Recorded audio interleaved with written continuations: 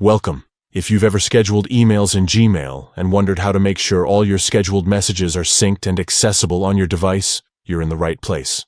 Today, I'll walk you through the simple steps to sync all scheduled emails using the Gmail app, so you never miss a beat with your important messages.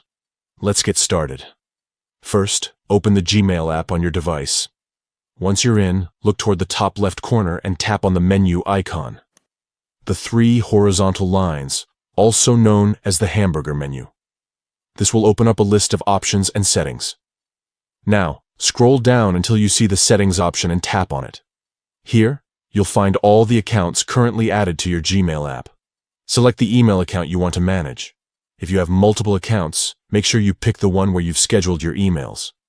After selecting your account, you'll see a variety of settings. Look for the option called Manage Labels and tap on it.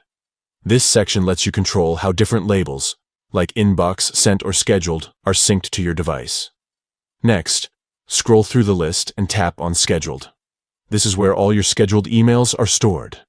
Now tap on Sync Messages. You'll see several options for how many scheduled emails you want to sync to your device. To make sure you have access to every scheduled email, select All.